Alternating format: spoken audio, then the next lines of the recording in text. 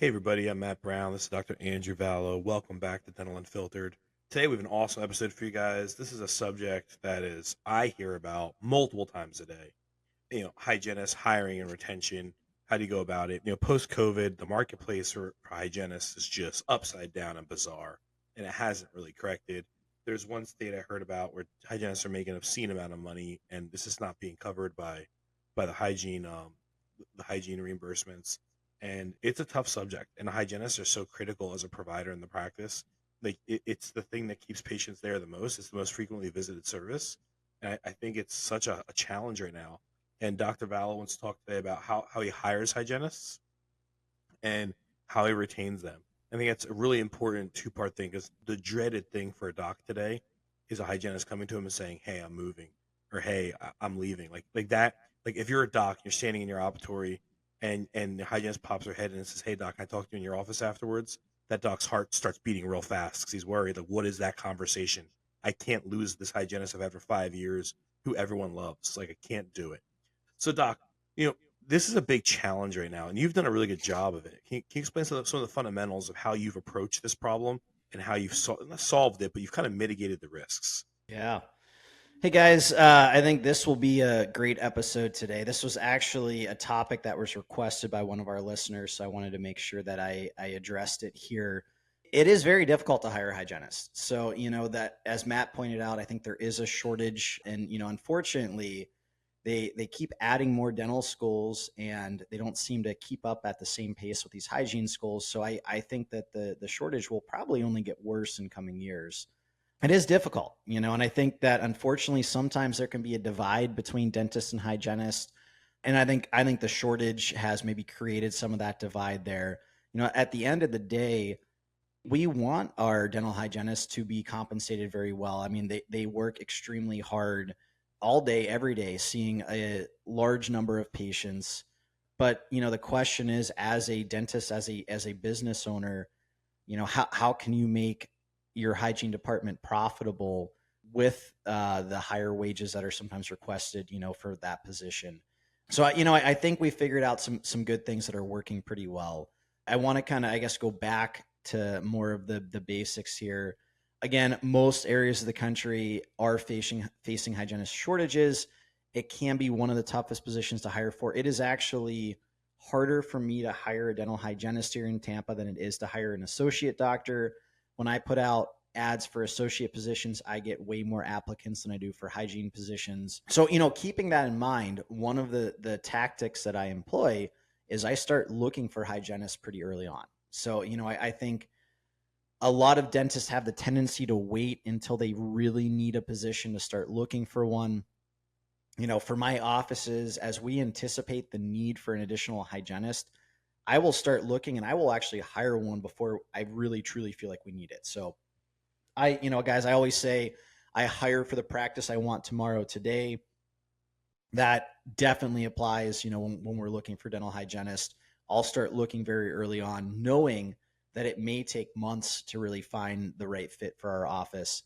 And now, obviously, sometimes you don't have that luxury. Sometimes you have a hygienist who leaves, for one reason or another, and you need to replace them. What I do in those cases is, we can typically find temporary coverage.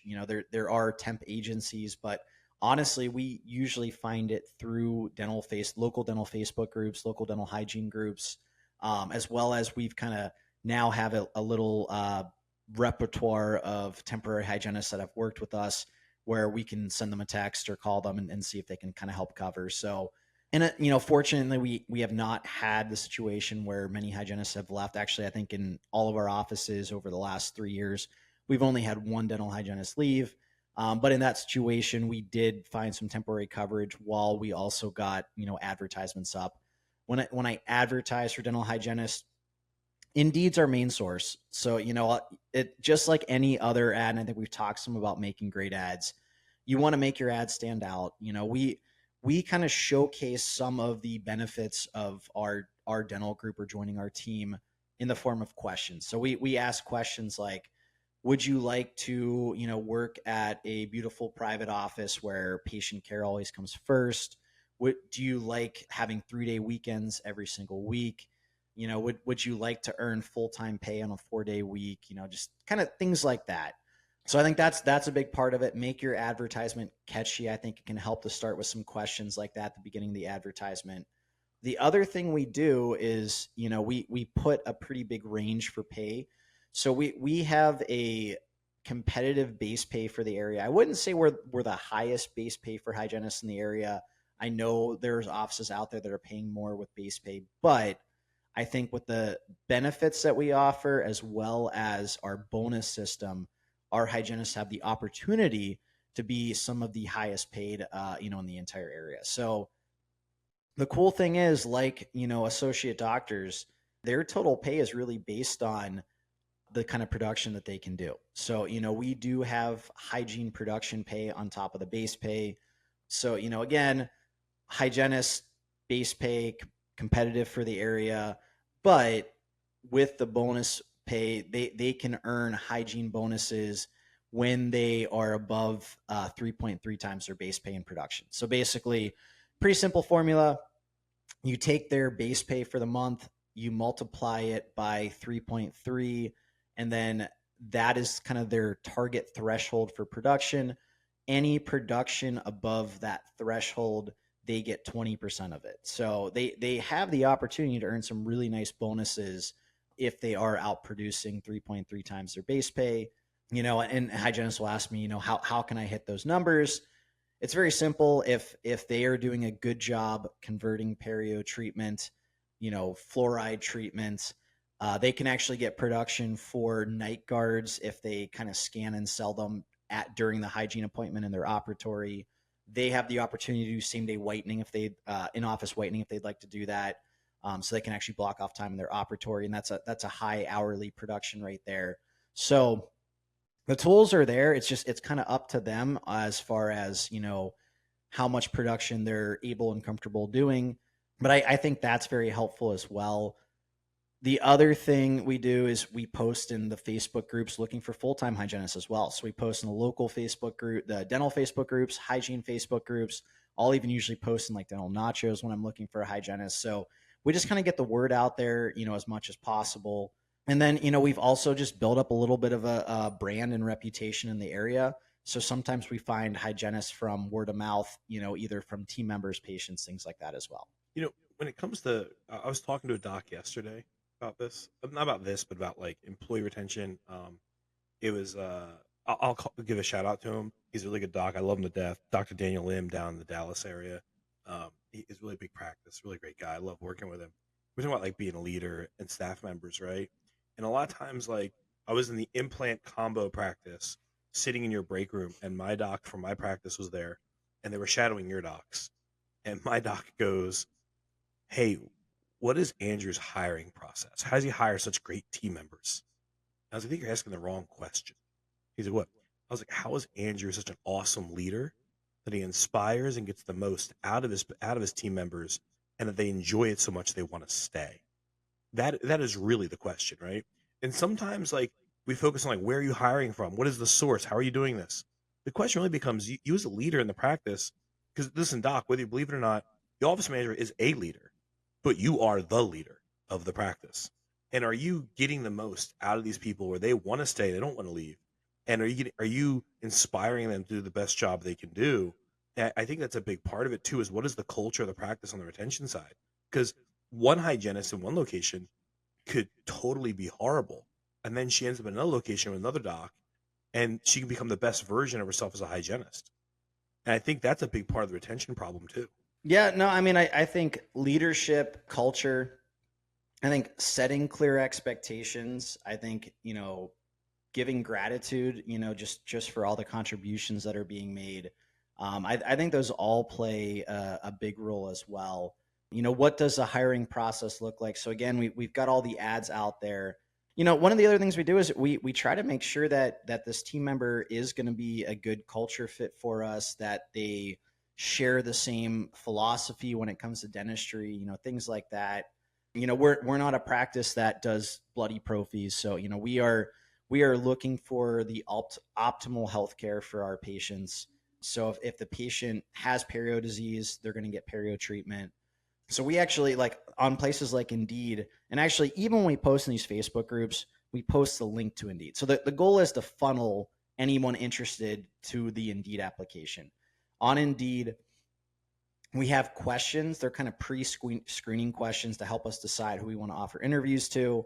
And in the pre-screening questions, we have things, like asking about the oral systemic connection, asking about, how they overcome objections from patients when it comes to treatment like perio or fluoride. We have questions about, like, what do you define as a 5-star customer experience? And so we typically do like 5 or 6 questions. And then based on the answers to those questions, like, that's kind of how we decide to offer interviews. You'd be surprised. Some people don't even answer the questions, or they skip half of them. And it's like, that's an automatic disqualification. If you can't take a couple minutes to, give a quick answer to, these questions on the application, you're probably not going to be the right culture fit for our office. So anyways, from that, my operations manager is the one who kind of checks all of the applications. And, with 4 offices growing to 7 here in the next couple months, we always have multiple kind of hiring applications up there on Indeed. So he'll kind of monitor those. He'll decide who he wants to interview, and he'll start setting up interviews for those people. And right now, he is currently doing the first round of interviews there. So It's such a problem right now, and it's like, it's kind of like for a dentist, the fear of not having a hygienist is like missing a hand. Like, it's such a really symbiotic, beneficial relationship for the practice, for the patient, and I think post COVID, like the costs went up drastically, and there was less in the marketplace. I think a lot of them prematurely retired and just pulled out and stopped, and women didn't want to go back to being a hygienist. And it's a hard job. Like, I think one thing it's I don't think they get enough credit. Being a hygienist is a tough job. Your head's at odd angles like a dentist. You're cranking through patients, doing the same thing over and over again, really. And it is a tough job. So it's like, it's that missing part. Like, it's like a car missing one of its wheels. Like, having that, like, the fear of not having a hygienist is so crippling for a doc. And I'll have docs that are signing up for marketing, and then they'll call us, and they've signed up and they're on board, and like, I have to stop. Why? Because I lost a hygienist. And sometimes I wonder, like, were there signs you're going to lose the hygienist, and did you not pay attention to them? Like, I have a scenario where my sister-in-law was a hygienist at one of my practices, and doc called me and said, did you know she was quitting? I was like, no, I didn't know, but she moved an hour away, was commuting an hour. I would have been planning a contingency plan if she did quit. Her husband's in the military. Like, I would have planned for that. Sometimes I think there's signs, and doc has tunnel vision on. I think doc's mentality is, I have a hygienist, check. I have an assistant, check. And yeah, they say that problem solved. No, that is a never ending problem that you have to constantly be keeping that person happy and yeah. investing in them and making them feel good. But also, you have to, just like the disaster one we just talked about. What is your plan B?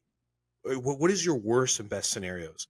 Because when this doc called me and was surprised she was leaving, my answer was, how are you surprised? She moved an hour away 4 months ago. Well, and honestly, this couple great points to unpack here. I guess, first of all, living an hour away, which, I guess it's one thing if the employee moves once they're already there. But, to that point, you're right. You probably should be thinking, oh, man, they might be looking for another opportunity.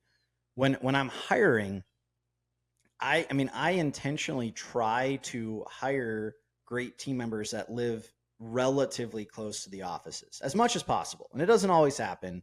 And I think for doctors, sometimes it's different, especially with the earning opportunity that some of our doctors have. I think they're willing to drive an hour, sometimes to make that kind of, production and pay. But, for most team members, ideally, I want to find team members that have shorter commutes, because I know what it's like to do a long commute. And while you can do it for the short term, most people don't want to do it for the long term. And we're looking for team members that want to be long term fits. So if I am going to hire somebody that has a longer commute, we're going to have a serious discussion about that during the interview process before they get hired. So we're going to say, hey, have you driven this commute before? Do you realize, I'll often, like, give them estimates. Like, usually on the resume, it says where they live. Oh, I see you live in this area. So you're probably about a 40-minute commute from our office. Like, how do you feel about that? Have you driven the route before? Are you familiar with our Do you know what area? traffic is like in the morning? Do you? Yeah, no, Do you know seriously, what you're exactly. committing to? Yes. So, we have, and what kind of, some people are, yeah, no, I think it'll be okay, but then it's like, okay, Mm. they don't sound too sure about it. Then you have other people who are like, yes, no problem. I was driving over an hour for my last job. 40 minutes sounds way better. Whatever. So it's just like based on their answer, and like that will kind of help us decide, if we think it's going to be a good fit. And I've had people who even say like, oh man, I actually didn't think about how far it was. Like, thank you for telling me like this, maybe this isn't the right opportunity for me. So And also too, I think part of this too, and maybe this is getting a little too deep on it, is how good are you reading people? So doc, if you're a doc that struggles in the operatory with your chairside manner, you might also struggle with hiring because it's really the same scenario. You're meeting a stranger and convincing them to do something and seeing if they want to do it or not, right? yeah. And it's like if you're not good at reading people, it's really easy to, like, if you're not paying attention to their voice inflection and their body language during this interview, when you say, hey, it's a 40-minute commute from where you live, have you drove it? Oh, I think it might, that should be fine. I don't see why it wouldn't be. Ooh, scary. Hygienist goes, oh, I can handle it. I commuted an hour and a half at one point. I lived in New York City in college. I've done traffic. I've done the world class traffic. I can handle Tampa traffic. That's somebody who's confident about their answer, Right. Yep. right? And are you really reading these people? And what I think happens, and I don't know this. This is totally speculation. Docs, you can just leave comments. This is Matt's full of it. I think people hire based on resumes and not reading people. Yeah. No, I think you're I right. think people hire and they go, wow, 15-year, same location, hygienist. She's got to be great. No, bro. She might be mediocre at best. Read the person, not the resume. Well, no, I think you're right, Matt. And like, I guess something that I just thought about is like, I think a lot of people, when they're hiring, a lot of dentists in particular, they feel so desperate to hire. It's that scarcity mindset. Oh, there's no good employees out there. They are trying to sell this potential hire on why they should take the job, on why it's right office for them. And like, I almost flip the script. I want them to sell me on why they want the job, how much they want the job, things like that. So like with that confidence, like I want the potential candidate to sound really confident, like they want the job, they're going to make an impact, at our organization. They love the office. It's great when they've checked out our website. Oh yeah, I've been following you on Instagram and checking out the website and seeing all this stuff. Like, I really feel like this is a place for me to continue my career, all that. Like, those are the things that we're looking for. The people that are less confident or unsure, like, oh yeah, I saw the application and applied or whatever. That gives me more pause, more hesitation, because I want people on our team that truly want to be here. And I don't sugarcoat things either. When I interview, and I only do the final interviews, and I only do those for certain positions, which includes hygienists. But, when I do those interviews, like, I don't sugarcoat the job. I let them know our offices are busy. You're going to work hard while you're here. We go the extra mile to provide a 5-star patient experience. We want to make sure our days are productive. But the good news is, we're only open 4 days a week. You get 3-day weekends. You have opportunities for great bonus systems. We offer good benefits, like all that stuff. So it's like, I tell them the bad with the good. And if they're confident it's a good fit, that makes me more confident in making them the offer. The other thing I want to unpack from earlier is, when you had mentioned, the doc said, oh, I need to stop these ads, I just lost a hygienist. That goes back to kind of that giving up mentality, and something we talked about on our disaster episode about the hurricane. I don't know if that one will be released before this one, but basically there's a lot of people that just, whenever something happens, they shut down. They oh, woe is me, helpless. I lost my hygienist. I got to shut down my ads, blah, blah, blah. When something like that happens to me, like, I have that knee jerk reaction of, I've got to replace this person as soon as possible. I'm not shutting down ads. I'm not firing associates or cutting back days or anything like that. I am putting all of my effort immediately into how quickly can I find another great hygienist. And honestly, a lot of times, again, I look at this as an opportunity. often when people leave, it's because they weren't the best fit for your culture, your office, whatever it was. So I want to find an even better fit than this last person was, and I want to find it as quickly as possible. So like I will drop everything I'm doing and immediately go and start putting ads up and all that stuff. So I'll reach out to other hygienists that I'd spoken to previously to see if they're still looking for roles and things like that too. But We have to wrap this up, but you have to find that inner fight to move forward no matter what. And just a really quick story about that. I was teaching a special operations course a couple years ago, and there was this Green Beret in the course, and I said a name, and his head popped up. He goes, "Are you talking about this person?" And the person's a really good friend of mine. I'm not gonna say their name because of privacy and what they do for a living. And I was like, "Yeah, that person." He goes, "Let me tell you a story about that person." He's like, I was on a QRF, which is a quick response team, to go save his team. They were in a village in Afghanistan by themselves, 12 of them, and everyone was not operational, which means dead or mortally wounded, except for two people, the medic and him. And in the middle of the night, when they were hiding in a house, surrounded by bad guys, he went out and went bad guy to bad guy, killing bad guys and taking AK-47s, and worked the whole town over by himself until a helicopter came the next morning to get his team out. And he's like, he didn't sit there and just bunker in. He went out and was proactive. Guys, like these problems are only problems if you let them be problems. If you're proactive and embrace it and like, this is where I'm going to become the best version of myself, we'll do it. I knew this person for years, and they never told me this story. And I went and asked him about it. I was like, "Is this true?" Like, and he's like, "Yeah." He's like, "It is." I was like, "What was up, dude?" And he goes, "What was I gonna do? Sit there and let it happen?" He's like, I had to do something." He's the only thing that was logical was to fight and move forward. Like, Winston Churchill has a saying that I live by: when you're going through hell, just keep on going. If yep. you stop, you're just letting yourself get cooked. Just keep moving, guys. Just keep moving. That's it. I want to recap a couple things here real quick for Go these for it. guys. So first of all, we started talking about a hiring process. So my hiring process, our operations manager does initial round interviews via Zoom. After that, anyone that he wants to move on to round two, we invite to the office. They get to meet the team. They do a second round interview with the office manager in person there. And then from that, I will typically interview 1 to 2 final candidates via Zoom, usually myself, and then make the final call and offer. The other thing I want to mention real quick, we also mentioned retention of hygienists. So just some retention tips in general, guys. Have a finger on the pulse of your team culture. Make sure you know what the vibes are in your office.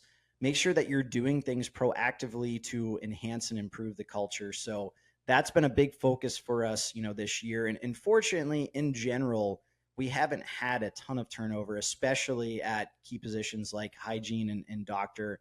But we're always looking to find other ways to make our retention even better. We want long-term team members because turnover can kill your practice. It's expensive. It's time consuming. Patients don't like the change. So what we do, we've got our annual company-wide retreat summit day that we've implemented, which was a huge success. We had an episode talking about that. We have we do quarterly team outings for each office where they go do something fun like bowling, escape rooms. One time, one of the office did one of those rooms where you go smash everything up to take out frustrations. They said it was a blast. So each quarter they get together and do that. We've got a company-wide WhatsApp chat where we just kind of give out love bombs, positive vibes, talk about our wins from the week, give shout outs, things like that. So, I think culture is something that you should constantly be working on developing. I think that is more impactful than bonuses. I mean, we do offer some things like retention bonuses. They get more But the PTO team as fun is time goes on. priceless. No, I think so. I It's mean, priceless. We do the same thing at Energize. It's priceless. It's the best thing ever. right. So I guess my point here is not that you shouldn't offer some kind of monetary or benefit, incentives to stick around longer. There are benefits the longer that people are with us, but I think those only go so far. And I think the thought and feeling of them fades pretty quickly. Whereas I think if culture is a constant piece of importance within your practice, within your group, that's going to have a much more meaningful impact on the retention of your team members and how long people stick around. So that's it, guys. Thanks for listening as always. If you have questions, guys, you can always reach out to us. Again, you can email me at docvallodds@gmail.com. As always, if you are enjoying the podcast, we'd really appreciate it if you'd share with other docs, if you'd leave us reviews, share the podcast. Again, Matt and I don't have sponsors. We do this just to try to pay it forward. And it really does mean a lot when you guys take the time to share and leave reviews. So thanks, guys. Thank you guys so much for joining us. Have a great day.